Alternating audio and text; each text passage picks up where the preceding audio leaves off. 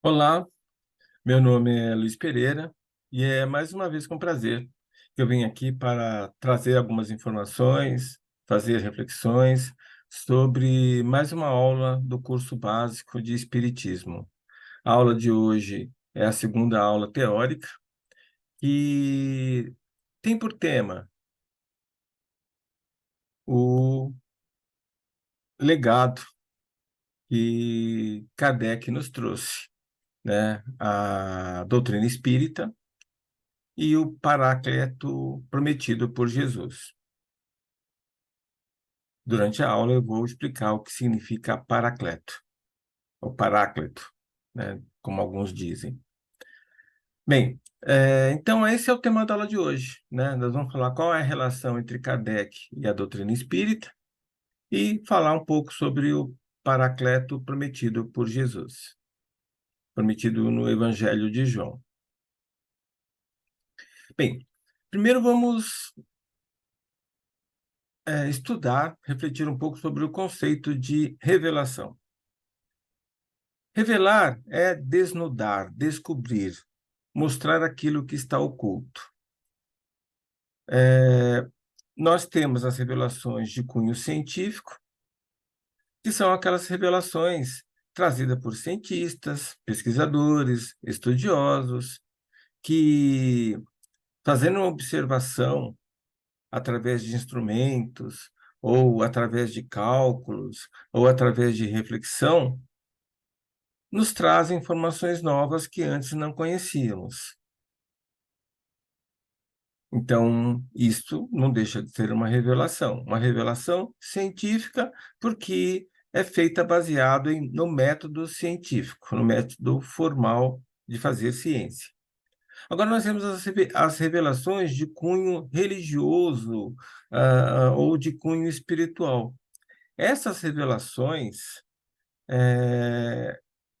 elas provêm do invisível, são feitas normalmente por avatares, espíritos encarnados, que representam a espiritualidade e até mesmo o divino, que nos trazem informações novas, ou que nos trazem mensagens que permitem com que aqueles que atendem aquela mensagem dê um salto qualitativo de consciência.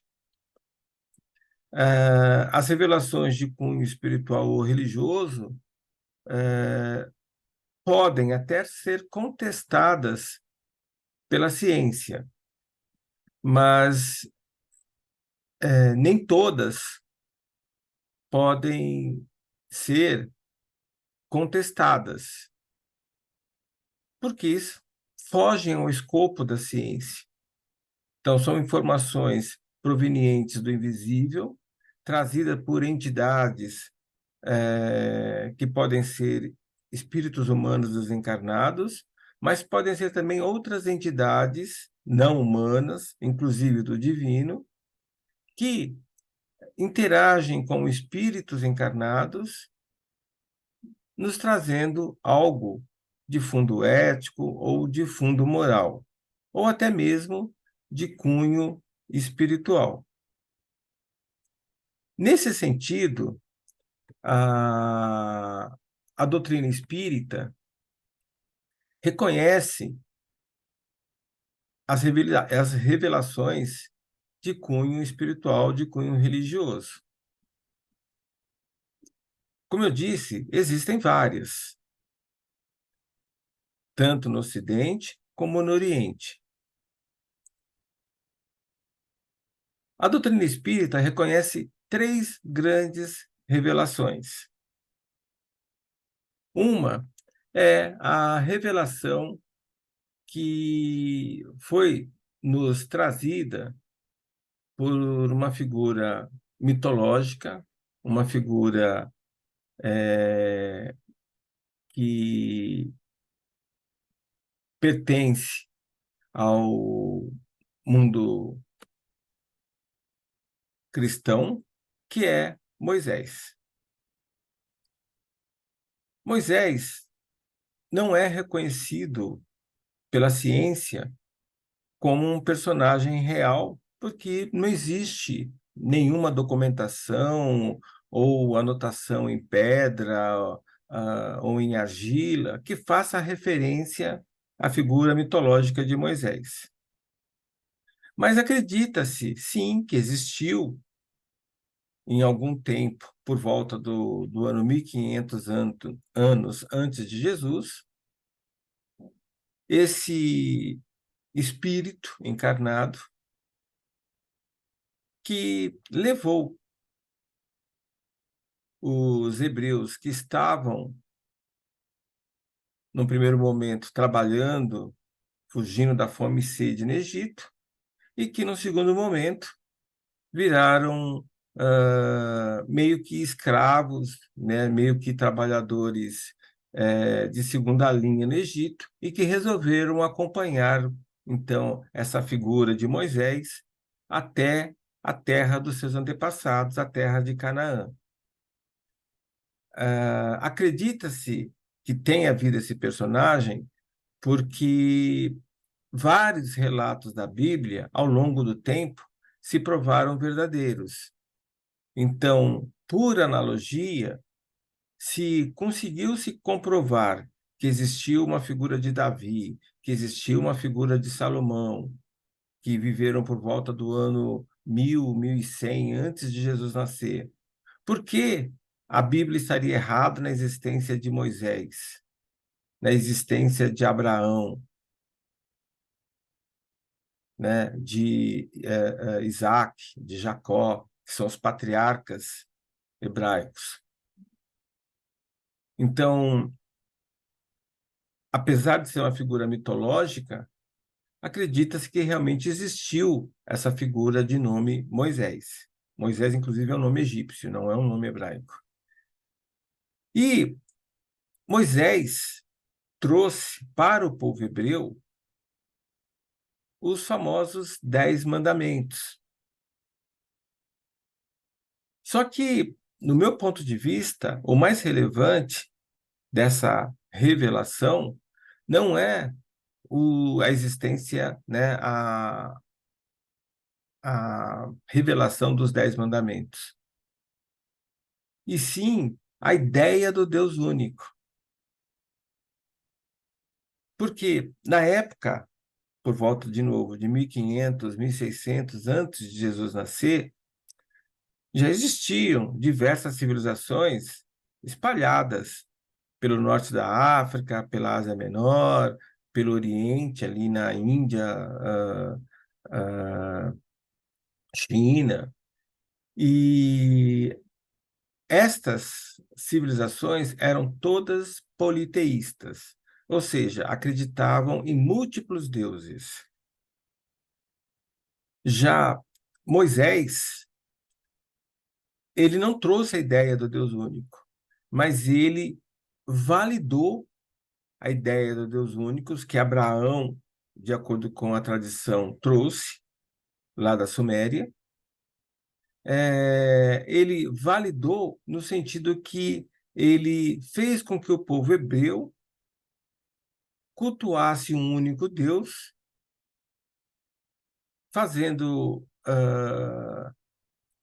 a referência que as 10 leis que ele trouxe eram provenientes diretamente do Criador, do Pai, do Divino, de Deus, e que, por isso, todos deveriam seguir essas leis, porque as leis não eram leis de Moisés, eram leis do único Deus, que era Javé ou Yavé.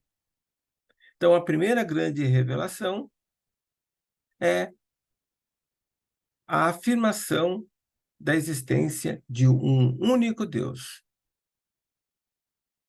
indo totalmente na contramão de todas as outras civilizações, religiões.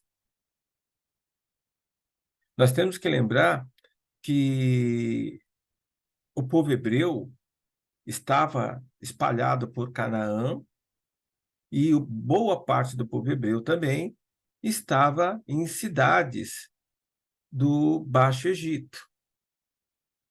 Ou seja, eles estavam espalhados desde o Baixo Egito até a região das colinas de Golã, a região da Síria. Moisés, ele trouxe os hebreus que estavam no Egito, é o famoso Êxodo, unindo todo esse povo na figura de um único Deus. Já os hebreus que estavam espalhados por Canaã conheciam Javé, porque era o Deus dos patriarcas, mas também conheciam os deuses da região de Canaã, onde moravam os cananeus. Afinal, quando Abraão chegou na Terra Prometida, já tinha gente morando lá que eram os cananeus. E esses cananeus eram politeístas e acreditavam em múltiplos deuses, por isso, como El, como Astarô, como Moloque, como Baal. Então, Yahvé foi só mais um deus desse panteão de deuses que estava na região. O que Moisés fez foi fortalecer a figura do Deus único, Yahvé. E quando ele trouxe, então, o povo hebreu de volta à região de Canaã, o povo hebreu que estava lá no Egito, ele fez com que o povo que estava em Canaã se conectasse mais à figura do Deus abraânico, de Yahvé, afirmando que El, que era o principal deus do panteão cananeu, era o mesmo Deus Yahvé.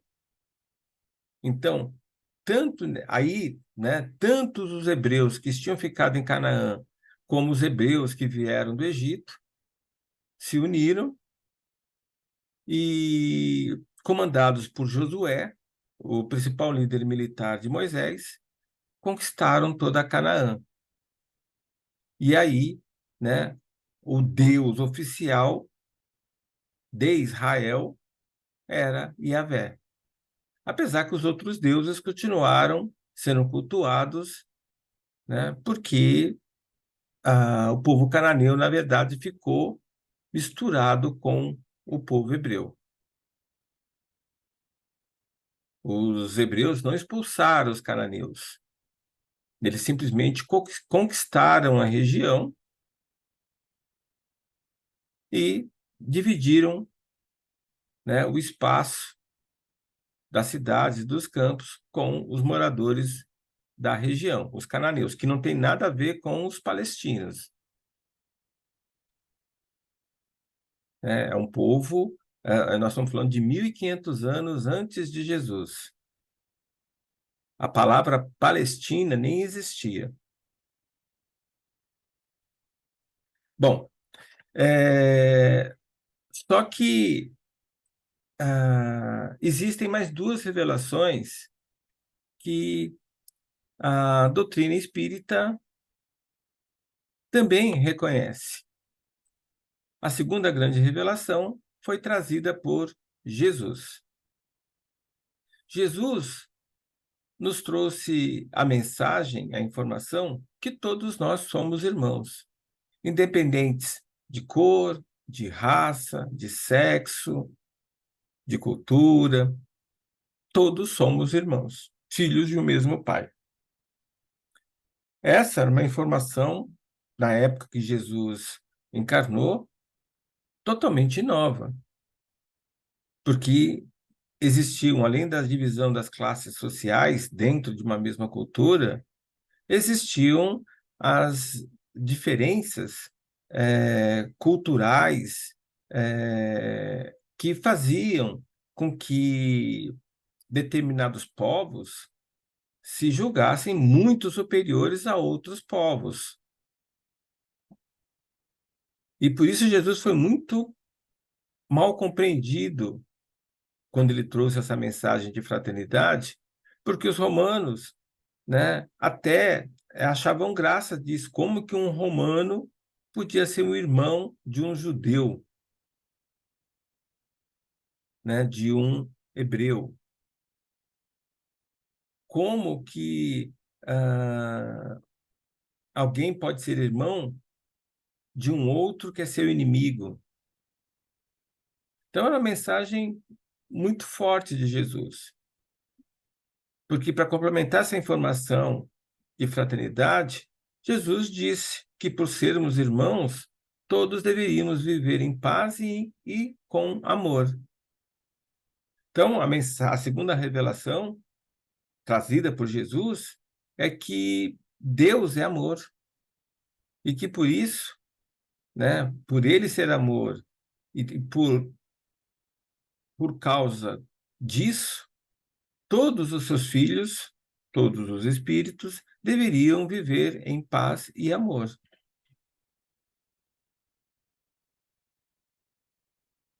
Esse Deus revelado por Jesus é um Deus totalmente diferente do Deus único, né, afirmado e revelado por Moisés, que era um Deus que castigava, que punia, mas a gente tem que entender que Moisés precisava das 10 leis e mais dos 613 preceitos, leis éticas e morais que ele desenvolveu quando ele liderou os hebreus no êxodo do Egito para a terra de Canaã.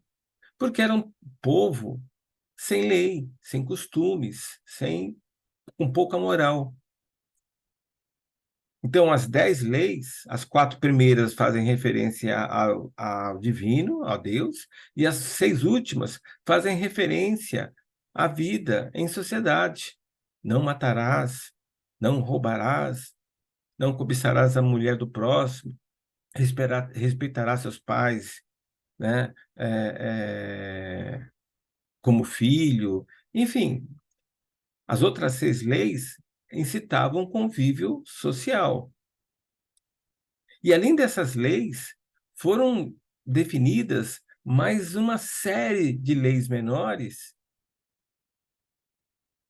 duras, algumas até com previsão de morte para aqueles que infringissem a lei. Mas ele precisava para poder controlar essa massa que tinha poucos valores ético-morais definidos. Já na época de Jesus, já havia leis do judaísmo, então leis religiosas, e leis humanas provenientes de Roma, provenientes do próprio Sinédrio, que era o órgão de justiça da época, que pautavam a vida social. Então, a mensagem que Jesus nos trouxe, a segunda revelação, já não se preocupava mais em pautar a vida social, e sim em fazer com que os membros dessa sociedade se reconhecessem como irmãos e que por isso vivessem em paz e amor. Jesus teve dificuldade porque, da mesma forma que o povo, a sociedade em que Jesus nasceu, já estava acostumada com a figura do Deus único e com as leis religiosas e políticas, a sociedade ainda não estava pronta para essa visão de fraternidade, de amor e de paz. Então, para Jesus foi um desafio trazer essa revelação à tona, de forma que as pessoas pudessem entender e vivenciar a mensagem que ele trouxe. Mas aí nós temos a terceira revelação, que é reconhecida também pela doutrina espírita. Essa terceira revelação, alguns entendem que ela foi anunciada por Jesus através do Evangelho de João. Então, nesse texto, eu rogarei a meu Pai, e ele vos enviará outro Consolador, a fim de que fique eternamente convosco o Espírito da verdade, em algumas traduções traz como de verdade, vos ensinará todas as coisas e vos fará recordar tudo o que vos tenho dito. Bem, então, de acordo com essa visão, Jesus está anunciando, através de João, que no futuro viria um Consolador, um Espírito da verdade ou de verdade, que traria informações novas que iriam servir de consolo, trazendo uma nova consciência para a humanidade. E é nesse contexto, então, que a doutrina espírita é codificada por Kardec. Kardec, então, a gente pode assim colocar, trouxe a informação, revelou para nós que existia sim um mundo espiritual. E essa revelação da existência do mundo espiritual, do seu funcionamento, das leis que regem, ele definiu através da codificação dos livros que ele publicou. É importante que se coloque aí que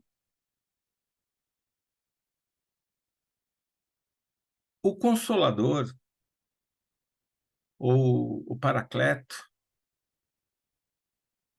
e Consolador têm o mesmo significado, o Espírito da Verdade, trazem diversas interpretações. Primeiro, que Paracleto e Consolador, como já coloquei, é a mesma pessoa, é o que dá a entender. Porque se tem o mesmo significado, Jesus está falando de um mesmo ser. O Espírito da Verdade, alguns interpretam como ser uma outra entidade, uma outra figura. Outros já interpretam como sendo a mesma figura.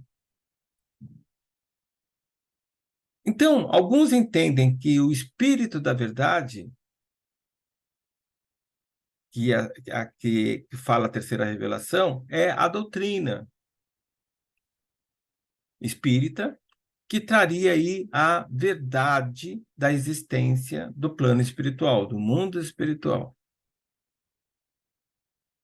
Então, a terceira revelação seria a doutrina espírita. E o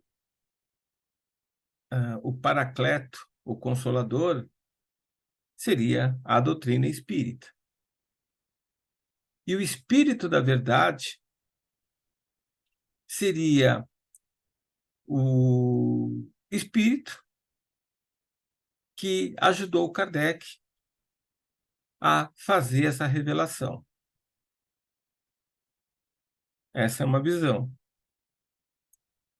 A outra visão é que o Consolador, o Paracleto, é o próprio Espírito da Verdade, que ajudou Kardec a fazer a codificação, a publicar os livros que compõem a doutrina espírita. Outros ainda dizem que o Consolador, o Paracleto prometido, o Espírito da Verdade, é uma pessoa só e é Jesus, que ajuda Kardec a fazer a codificação. De verdade, não tem certo ou errado. porque isso também pouco importa se a doutrina espírita é o Consolador prometido, se Jesus é ou não o Espírito da verdade, se Kardec, alguns pensam até assim, que Kardec é o Consolador, o Paracleto prometido. Enfim, não tem certo ou errado. Cada um faz o seu entendimento de acordo com o seu conhecimento, de acordo com sua consciência, e nós temos que respeitar.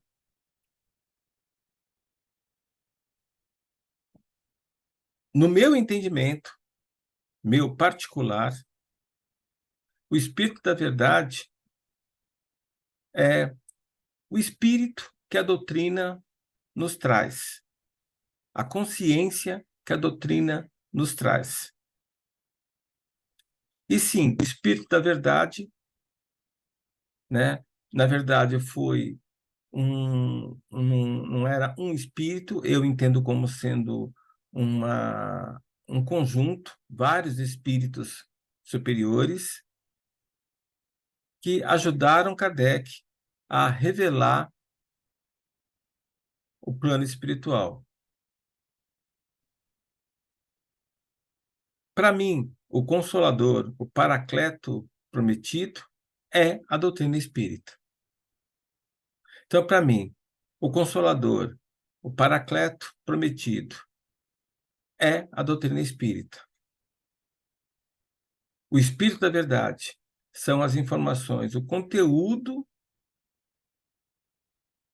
que foi trazido pelos espíritos que ajudaram Kardec a fazer a codificação.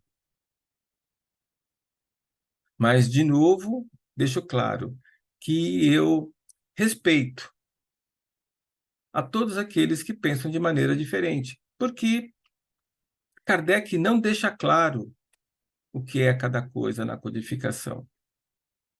Ele dá a entender, em algumas passagens da Revista Espírita, que o Consolador, o Paracleto, é Jesus. Que o Espírito da Verdade é Jesus. Mas ele não deixa claro isso. Então, cada um está livre para fazer o entendimento que julgar necessário, sem nenhum problema. Então, em resumo, nós temos três grandes revelações. A primeira revelação trazida por Moisés, que é a existência de um Deus único, que manifesta leis que devem se sobrepor às leis humanas. A segunda revelação, reconhecida pela doutrina espírita, é a que Jesus nos trouxe, que todos somos irmãos, filhos do mesmo Pai, e que por isso devemos viver em amor, em paz. E a terceira grande revelação, trazida por Kardec, é que existe sim um mundo espiritual que nós devemos seguir, entender, vivenciar.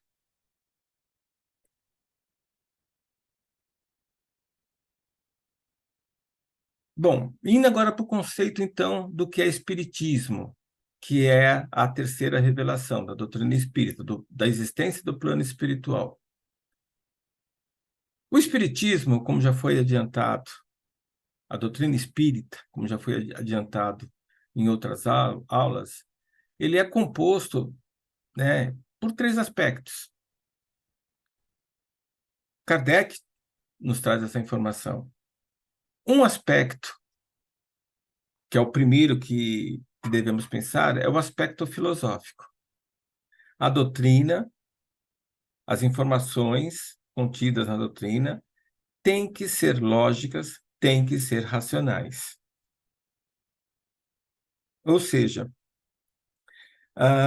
eu não posso aceitar uma informação, colocar ela como doutrinária, se ela não for lógica, se ela não tiver uma, uma validade de acordo com a lógica. Ela tem que ser racional. Ela não pode se contrapor a, por exemplo, a ciência, a conceitos matemáticos, né? A lógica do nosso viver. Então, esse é o primeiro aspecto. A nossa doutrina tem que ter essa base filosófica. Ela tem que ser racional, ela tem que ser lógica. Aí tem um outro aspecto que é relevante, que é o da ciência. A nossa doutrina não pode se contrapor à ciência. Como Kardec coloca, a doutrina espírita tem que ser dinâmica, ou seja, tem que evoluir com o tempo, se adaptar ao tempo, de forma que ela não entre em conflito com a ciência. Porque a doutrina espírita, por se basear em filosofia, tem que ser lógica e racional. Então, pensando assim, ela não pode se contrapor àquilo que a ciência entende como fato, proveniente de pesquisas, estudos. Isso é importante porque, se a doutrina está baseada, alicerçada em filosofia e em ciência, a religião, que seria o outro aspecto, pode ser praticado livres de dogmatismos, de mistificações, de idolatrias. Ou seja, a prática religiosa que a doutrina prevê é uma prática robusta. De outra forma, a religião, a palavra religião, vem de uma palavra grega, religare, que significa reconectar, religar. No caso aí, religar com o invisível, com o espiritual. Então, a prática religiosa prevista na doutrina espírita, que é essa prática de se reconectar com o invisível, com o espiritual, por ser baseada na ciência e na filosofia, é uma prática livre de influências externas, de distorções, de interesses mundanos, de interesses ilícitos.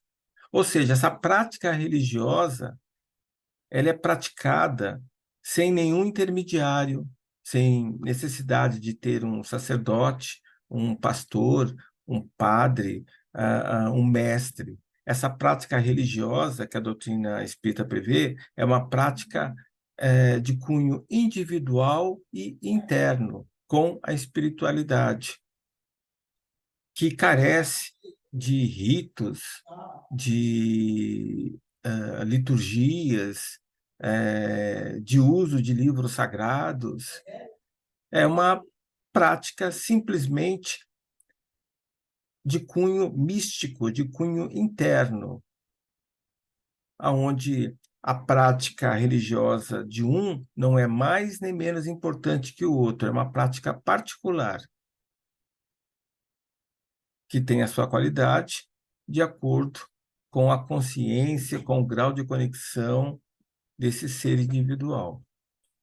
Essa, então, é a importância da religião na doutrina espírita.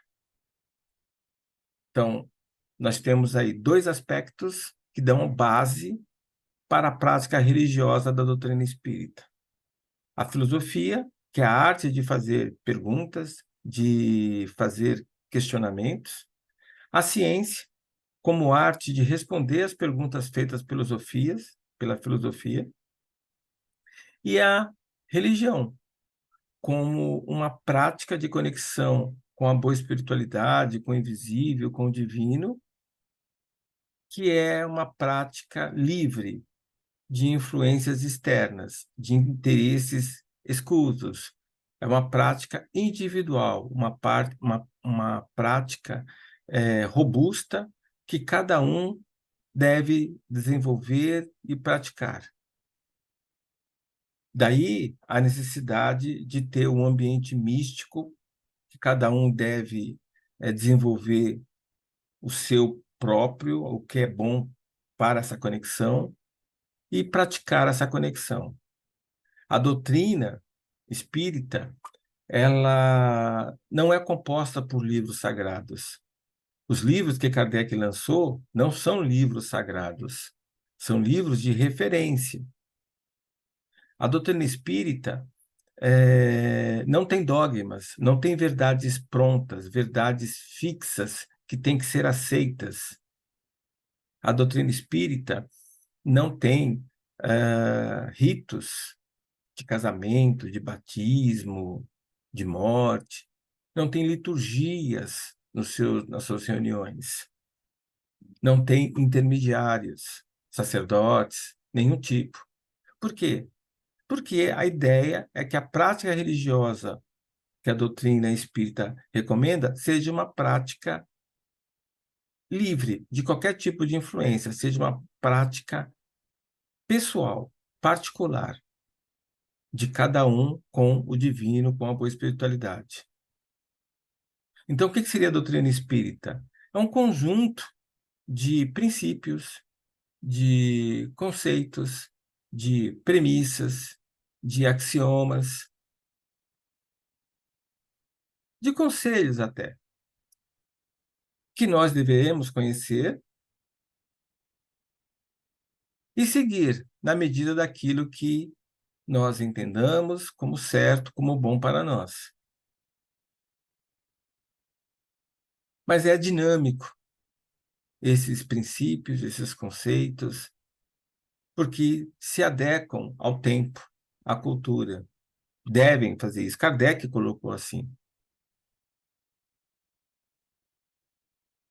Isso é que faz com que a prática religiosa seja robusta.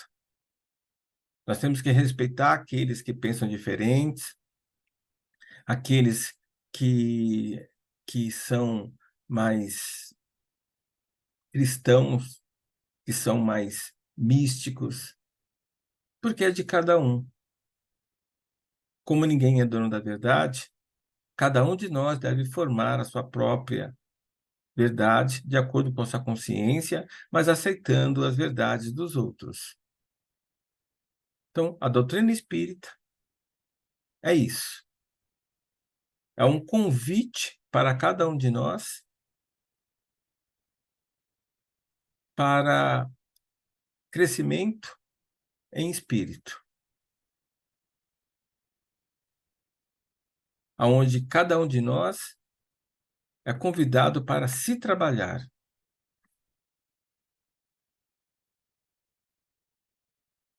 Kardec teve o mérito de trazer para a humanidade as informações que compõem os livros básicos da doutrina. Então, nesses livros básicos, ele procura responder todas as questões que o ser humano sempre fez. De onde vim, para onde vou, por que estou aqui, o que acontece quando eu desencarno, quando eu morro, por que o mundo é como é, o porquê das coisas.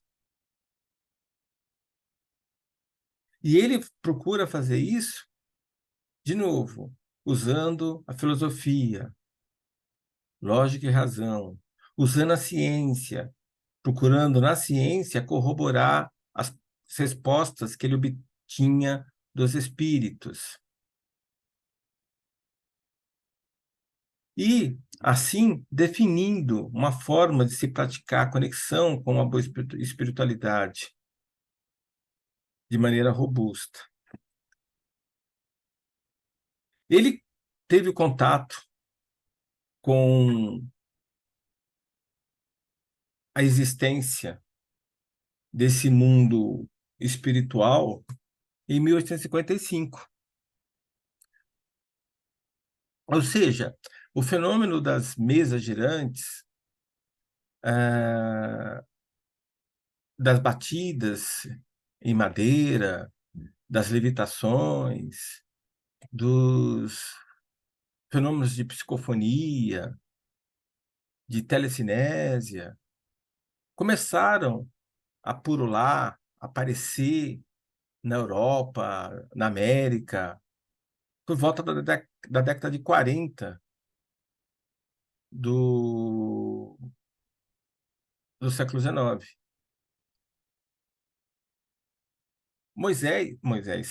Kardec estudava muito o biomagnetismo.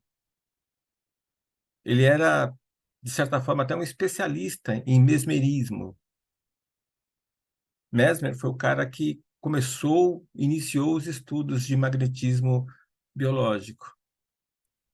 Então, ele tinha experiências de cura através do magnetismo humano, experiências de hipnotismo. Ele tinha informação sobre isso. E, apesar de estar bem informado sobre essas ocorrências extraordinárias, sobre esses prodígios, ele, de princípio, recusou participar dessas reuniões. Algumas cobravam até ingressos, mas, de tanto insistirem, ele participou de uma reunião em 1855, mas ele, na verdade, foi para tentar descobrir o que de fato acontecia nessas reuniões, porque ele imaginava que havia algum tipo de manipulação, algum tipo de fraude. Para sua surpresa, ele não conseguiu descobrir nada de que pudesse ser um engodo. E isso, então, despertou nele uma curiosidade de entender o que estava de fato acontecendo.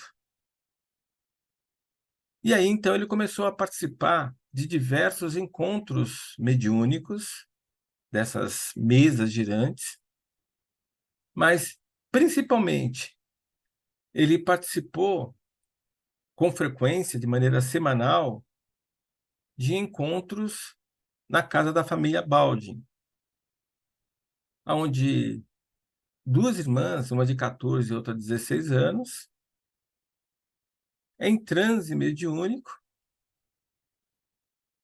traziam respostas a questões previamente formuladas. Então, ele começou, a partir desse momento, a fazer um estudo mais racional, mais lógico, para tentar entender o que de fato ocorria nesses encontros. Além de participar dos encontros semanais na casa da família Baldin, ele também participava de outras reuniões. Teve épocas da sua vida que ele chegava a participar de 4 reuniões semanais em casas diferentes, com médiuns diferentes. Em 1856, por exemplo, também participava de uma outra sessão com a médium Ruth Jafé. E ele começou a cruzar as informações que ele obtinha, tanto numa reunião como de outra. Além disso, ele começou a trocar informações com médiuns ou com famílias que patrocinavam esses encontros de outras cidades, até de outros países. Hoje se sabe, o próprio Kardec revelou isso, que ele trocava informações com pesquisadores, com famílias da Inglaterra, dos Estados Unidos. O principal meio de comunicação na época era através de cartas.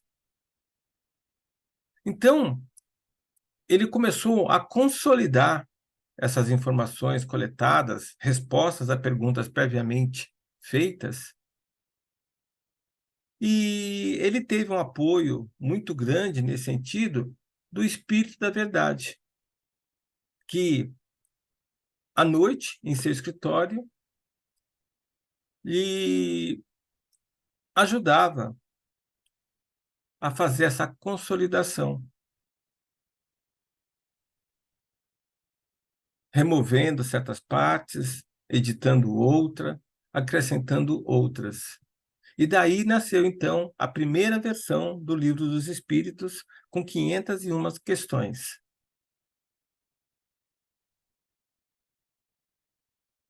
Em 1857.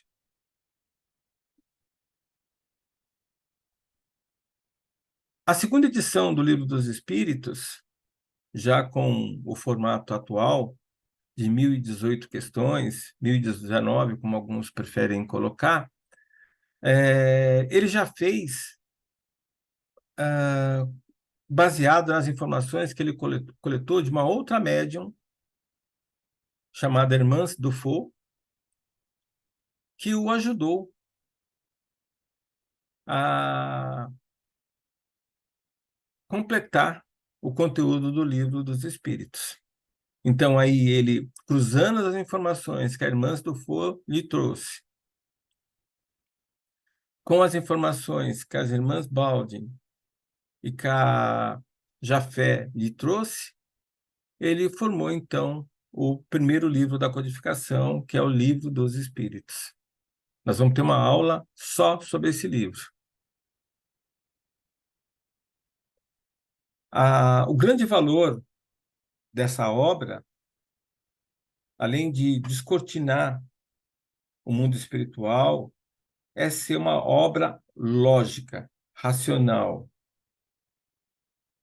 Uma obra que não se opunha, não se contrapunha à ciência da época. Em diversos momentos, Kardec procura fazer essa conexão com a ciência que estava em vigor, com o conhecimento científico que estava aparente na época dele, justamente para corroborar as conclusões, as informações que ele trouxe através dos espíritos superiores. Então, assim nasceu a doutrina espírita. A família da Irmãs Dufault ajudou ele também a fundar a Revista Espírita, que ele manteve funcionando por mais de 10 anos, ele mesmo dirigindo essa Revista Espírita, que traz também muita informação útil para quem tem interesse em se aprofundar no espiritismo, nos conceitos, na doutrina espírita.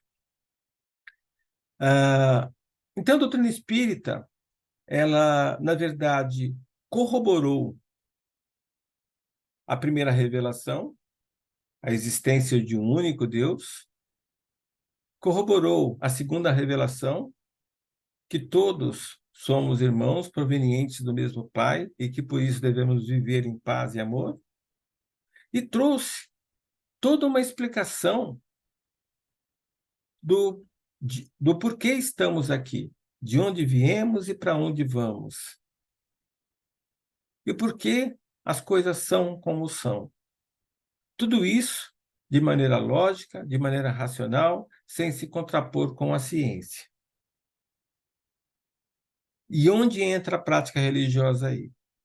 É que a doutrina deixa claro que é importante nós praticarmos essa conexão, esse religare com o plano espiritual, para que assim, em sintonia com os bons espíritos, podermos evoluirmos de uma forma melhor, de uma forma mais rápida, diminuindo as chances de erros.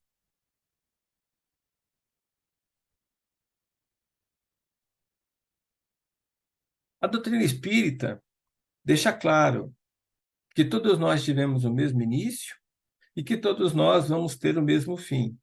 Só que o tempo entre esse início e fim muda para cada um de nós de acordo com a capacidade que cada um de nós temos de evoluirmos. Mas todos nós estamos evoluindo, quer queiramos ou não, quer estejamos conscientes disso ou não. A evolução é algo constante para toda a humanidade. Então, a doutrina espírita, em resumo, ela é racionalista, porque usa da razão e da lógica para se definir. Aceita o materialismo sem trauma nenhum, ou seja, a doutrina espírita deixa claro que não é proibido acumularmos bens materiais, desde que, né, esses bens materiais não sejam produto de obras ilícitas, de atividades ilícitas, desde que esse acúmulo de material não seja ostentação, não seja luxo, porque isso, na verdade, é um desserviço, né? Não nos ajuda a evoluir. Mas a doutrina espírita não é contra termos bens materiais.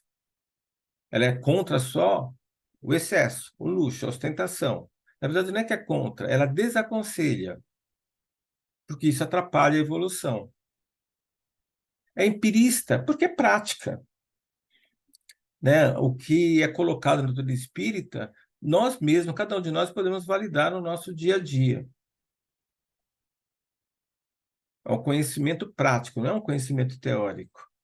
É existencialista, porque ela entende como real o mundo, o universo onde estamos.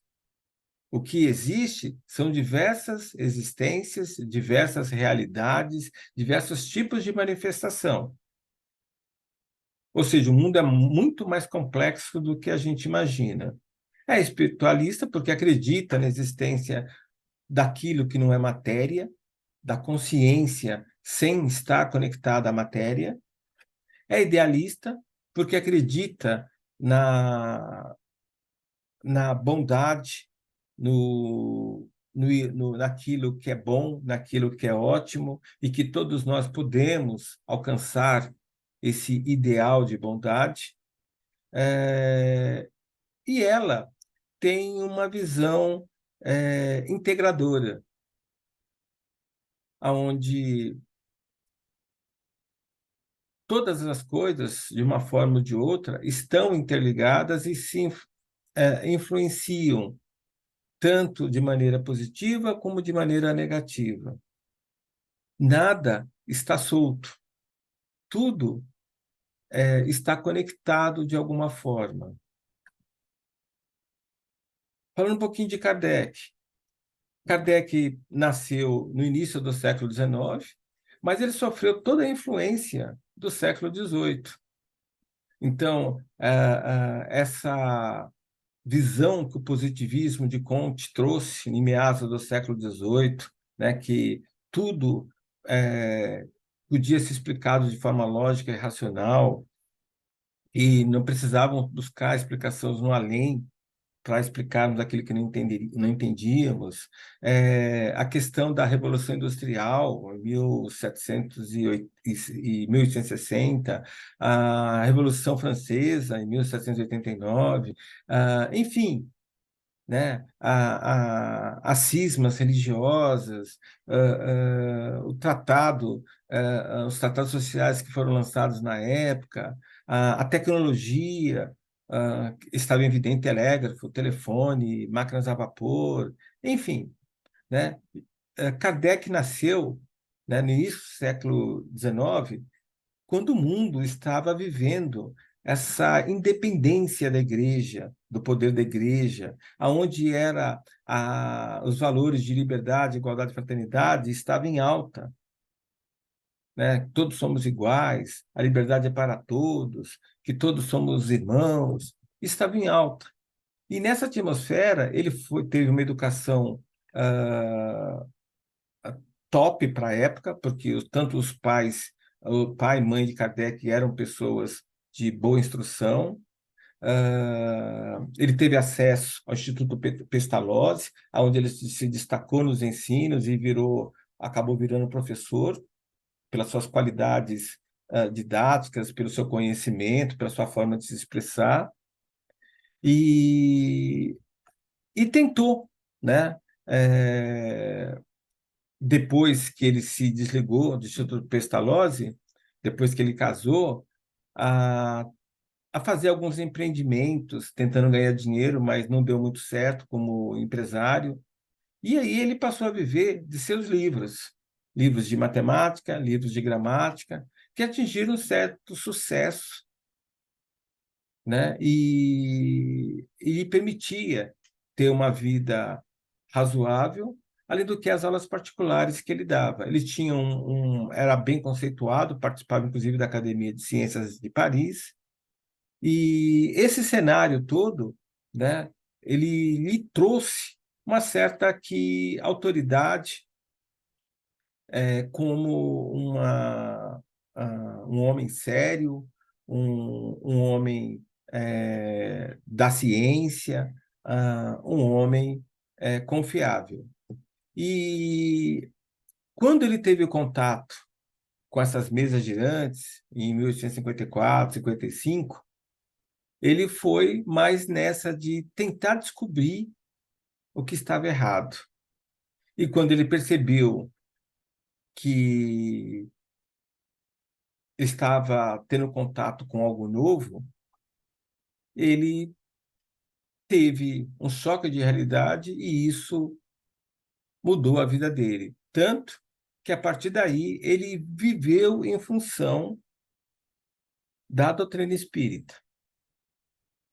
Então, a partir de 1855, né, ele viveu para estudar a doutrina espírita e para divulgar a doutrina espírita. Tanto que ele lançou um livro praticamente um ano após outro, fundou a Revista Espírita, fundou o Instituto Espírita em Paris e se preocupou, né, em divulgar a doutrina, fazendo palestras, trocando informações com pessoas de outras cidades, do interior da França, de outros países, Inglaterra principalmente, mas Estados Unidos também, porque ele teve o vislumbre que isso era a missão de vida dele, né? Fazer com que essa terceira revelação fosse difundida, divulgada para o mundo, da existência de um plano não material, de um plano espiritual.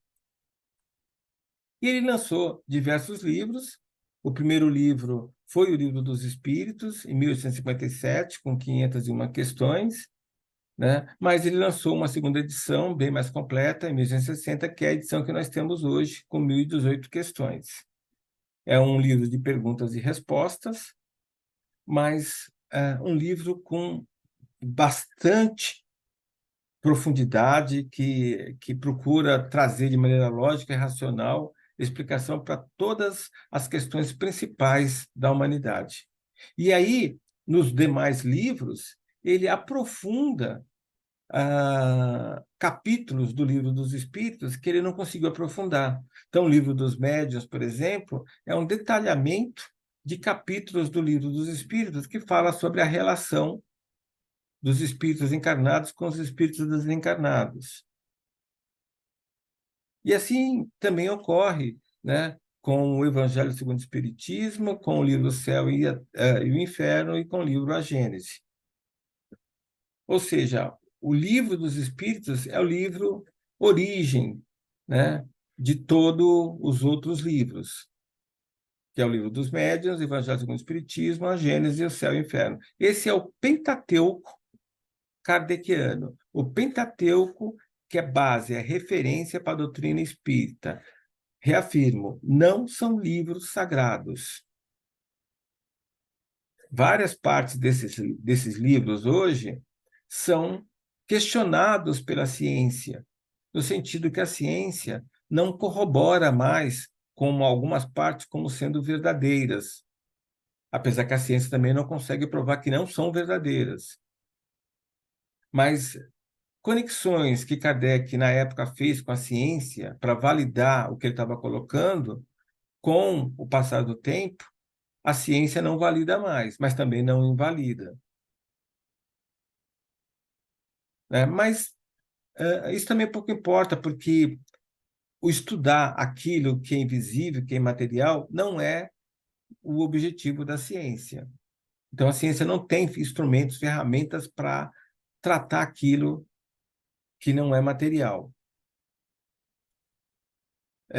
Kardec procurou fazer esse vínculo porque, na época em que ele viveu, o positivismo estava no auge, e ele, para validar os seus escritos, ele tinha que procurar essa conexão com a ciência para o livro ser bem aceito, as informações serem bem aceitas.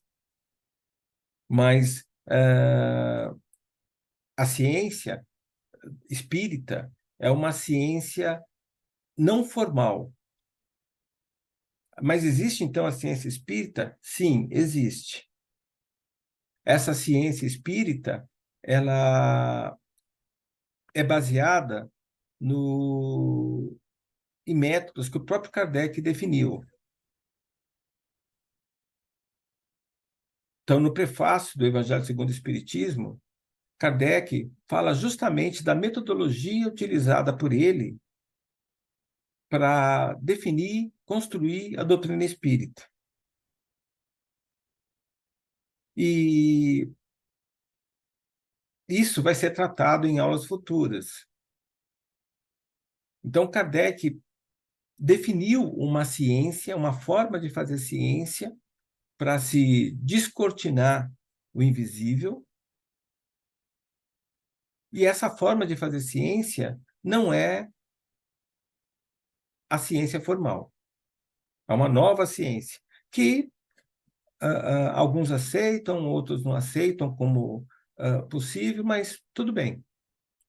O fato é que Kardec colocou a doutrina espírita como algo dinâmico, flexível, que tem que ser baseado em filosofia, lógica e razão, em ciência, para que a prática religiosa seja algo independente de influências externas. Que nós possamos, então, ter essa visão que Kardec nos trouxe, que a doutrina espírita precisa, né, ter essa flexibilidade de poder encarar a ciência face a face, sem medos. Bem, para terminar, Kardec fez o desencarne em 31 de março de 1869, depois de publicar, em 68, o seu último livro, A Gênese. Existe um livro, Obras Póstumas, que foi publicado com ele já falecido, mas, na verdade, é uma coleção de papers, de anotações, de inscrições, de artigos que seus discípulos, né, coletaram e montaram, né, consolidaram num livro chamado Obras Póstumas. Muito bom livro também. Né? É um livro, então, não escrito por Kardec, mas, na verdade, montado, baseado em escritos de Kardec. E é isso. A bibliografia, para quem quiser buscar mais informações, está aí colocada. Espero que todos tenham agora uma visão melhor. Muito do que foi colocado aqui vai ser aprofundado em aulas posteriores. O Livro dos Espíritos, por exemplo, uma aula específica só sobre isso, tá? Então é isso. Agradeço a atenção de vocês e que tenham todos, então, muita saúde, muita paz, muito amor. Até a nossa próxima aula.